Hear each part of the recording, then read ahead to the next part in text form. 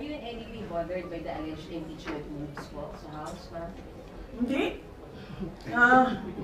Hindi, I'm not at all bothered. I am bothered na gusto nila i-frustrate ang pinili ng mga tao na maging Vice President, all because of power and politics. Pero kung ako lang, ulitin ko lang ha, unang-una, hindi ko gusto tumakbong President. Di ba nga, kaya nung tinanong ako ng magkapatid na Marcos, ni BBM at ni Senator Amy, kung tatakbo ako, diretso ko sinabi, January of 2021, sabi ko sa inyong lahat, hindi ako tatakbong Pangulo. Totoo yun. Tapos, pagkatapos ng filing of candidacy, lumapit na sa akin yung magkapatid na Marcos. Sabi nila, hindi kami mananalo kung hindi mo tutulungan kami sa Mindanao at sa Visayas. Sabi ko sa kanila, okay, sige, dahil maraming big ticket projects si Pangulong Duterte sa Davao City, sa Mindanao at sa ibang lugar pa ng ating bansa na gusto nating mapatuloy. Kaya nga, di ba, tumakbo kami on the platform of unity and continuity na hindi natin nakikita ngayon na saan na yung mga big ticket projects. Wala na lahat. Unappropriated. So, pagpaalisin nila ako dito, or impeach nila ako, hindi kawalan sa akin.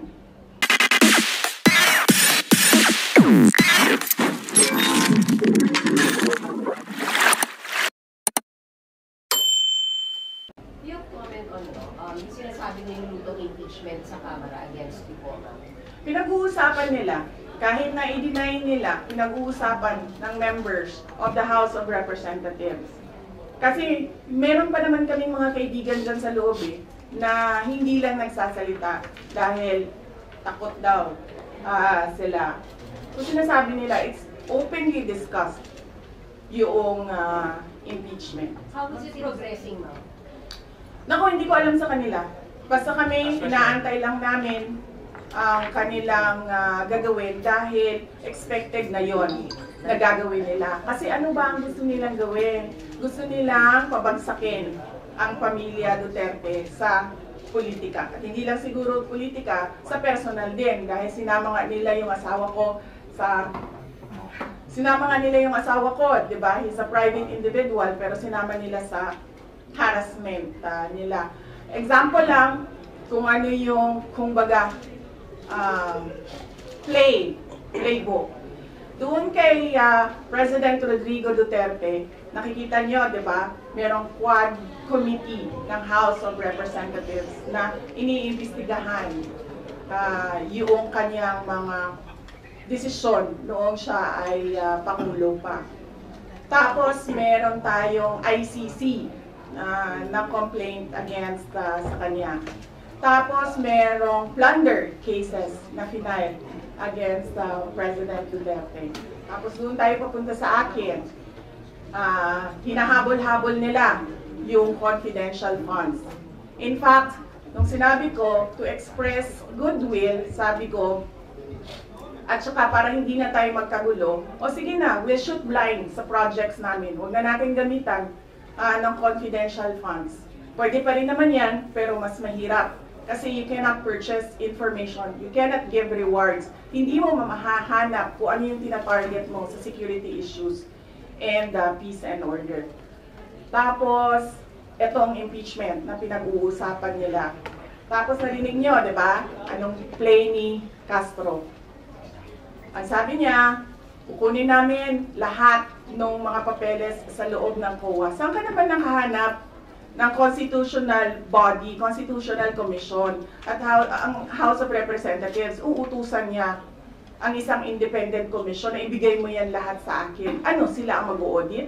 Hindi pa nga tapos yung audit. Pero alam na natin, nahahabulin nila dyan ang paninira nila sa akin. Tapos, pumunta tayo doon sa aking kapatid at sa aking asawa. Pinailan nila ng drug smuggling cases. Based on ano? Based on name dropping, based on chismis, based on hearsay. So nakikita ninyo yung gusto nilang mangyari. They want to project the family as corrupt, as criminals, as walang kwentang mga tao, kundi para sa pansarili lang nila. And bakit pa? Bakit? And all because, sinabi ko na dati, we are a threat to the perpetuation in power of people na interesado maging, sabihin na natin Prime Minister, kung matuloy yung niluluto nilang chacha o President, kung hindi maluto yung chacha nila. Are you in any way bothered by the alleged impeachment moves po sa House, ma'am? Hindi. Hindi, I'm not at all bothered. I am bothered na gusto nila i-frustrate ang pinili ng mga tao na maging Vice President, all because of power and politics. Pero kung ako lang, ulitin ko lang ha, unang-una, hindi ko gusto tumakbong President. Di ba nga, kaya nung tinanong ako ng magkapatid na Marcos, ni BBM at ni Senator Amy, kung tatakbo ako, diretso ko sinabi, January of 2021, sabi ko sa inyong lahat, hindi ako tatakbong Pangulo. Totoo yun. Tapos, hindi ako tatakbong Vice President. Kasi hindi naman napag-usapan yon before the deadline of filing of candidacy. Hindi napag-usapan ang pagiging Vice Presidente. Kaya, tumakbo akong mayor. Kasi ano bang pangarap ko sa buhay? Maka 3 consecutive terms na mayor ng Davao City. Yun yung pangarap ko. Tapos, pagkatapos ng filing of candidacy, lumapit na sa akin yung magkapatid na Marcos.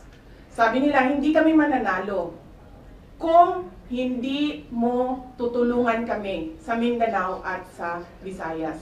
Sabi ko sa kanila, okay, sige, dahil maraming big ticket projects si Pangulong Duterte sa Davao City, sa Mindanao at sa ibang lugar pa ng ating bansa na gusto nating mapatuloy. Kaya nga, di ba, tumakbo kami on the platform of unity and continuity na hindi natin nakikita ngayon na saan na yung mga big ticket projects. Wala na lahat. Unappropriated. So, pagpaalisin nila ako dito, or impeach nila ako, hindi kawalan sa akin ang posisyon na Vice President. In the first place, hindi ko naman gusto tumakbong Presidente. Hindi ko gusto tumakbong Vice President. Tumakbo lang ako dahil kailangan mapatuloy yung development projects sa Mindanao, sa Visayas, at sa Luzon. At naisip ko at that time, if I am Vice President, patututukan yung mga proyekto na yon na okay, wala na rin lahat ngayon dahil unappropriated na sila lahat. Ma'am, do you regret the decision? Do you regret the decision? Of course not. I do not regret running for Vice President. Kasi imagine ninyo, kung ako mayor ngayon at hinahabol-habol nila ako dahil alam nilang pwedeng tumakbo ito sa 2028. Diba? So, yun naman, tatakbo bang pera? Diba? So, running. bakit ko nire-regret yan? Hahabulin nila ako. Alam nyo, kahit matanggal nila ako as Vice President, hahabulin nila ako until the day na maupo sila sa 2028. So, ano bang pera? Ma'am Ra, are you Ano? Ngayon na! running for 2028 presidential? Mahirap sagutin ang 2028 kasi imagine ninyo, pagbaba ko dito, nahulog ako doon sa hagdanan. Diba? Namatay ako bukas. Sayang yung paghahanda ko. Sayang yung paghahanda ko. Dahil ang layo ng 2028. Dapat magplano for 2028 sa 2027 at fourth quarter ng 2026. What your plans of being the next president? Wala akong planong ganyan. Despite yung harassment sa family mo.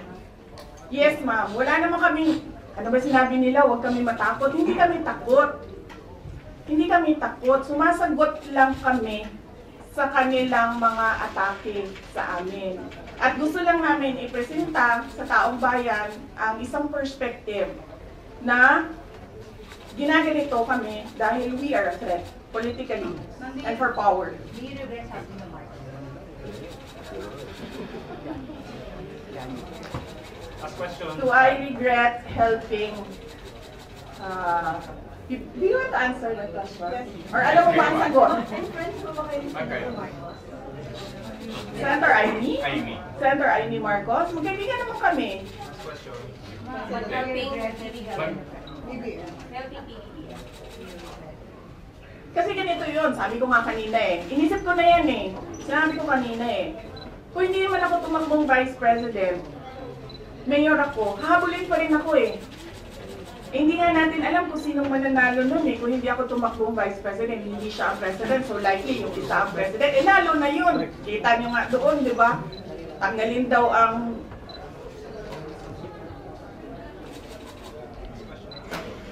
Ano? How would I protect myself? I hire lawyers, ma'am. Yan na lang naman kasi talaga ang magawa ko. Pero kung makikita nyo, hindi na talaga sila sumusunod sa batas, sa harassment nila. So, tatanggapin kung ano yung darating. Kaya sara-sara. Ma'am, sabi po ni Senator Bato, may mga members ng House na opportunista and principal dahil after previously praising the Duterte administration, ngayon bigla naging critics. Do you share his belief na gano'n? Ako, lumaki ako sa politics. 9 years old pa lang ako, mayor na ang father ko. So from 9 years old until today, wala akong ibang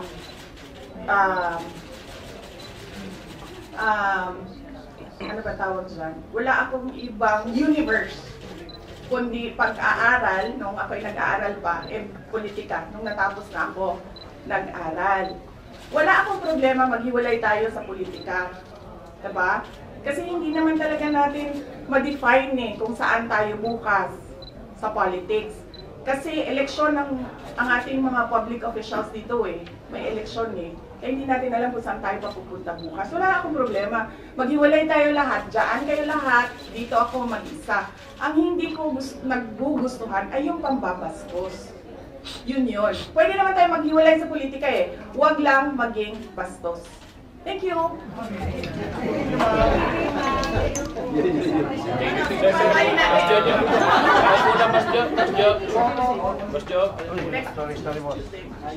Thank you, ma'am. The Vice President said today that meron daw po talagang usapan dito sa Congress to impeach her. Sabi niya, they can deny it, but I know there's something going on. Parang ganun. How do you respond to that? Parang naninindigan siyang meron eh. May moves to impeach her. Personally, I do not know if there is such a thing, a plan of impeachment. Doon sa meeting with the House leadership, wala ring nabanggit. Nung magkaroon ng meeting kagabi, political leaders last night, there was also no mention of impeachment of the VP. Rather, the meeting was all about yung line-up ng administration. So I really don't know where did Madam Vice President Duterte got the information kasi kung may nagsasabi sa kanya na there's such a thing na impeachment laban sa kanya. Kasi the office of the speaker already saying na there is none. Ako, personally, I have no idea. At maging yung mga meeting kagabi ng House leaders, kung sinasabi niya doon nang galing, then ang pinag-usapan lang kagabi, the speaker said, was all about the lineup for the 2025 senatorial election of the administration. Sir, so you can categorically say na the House leadership is not endorsing or supporting any moves to impeach the Vice President? No. I can categorically say, and it was repeated to me by the speaker this afternoon before I came down, because I know that it will be asked in this press conference, there is none. The meeting last night of the House leaders was all about the lineup of the administration bet for the 2025 senatorial election. So wala po talaga eh.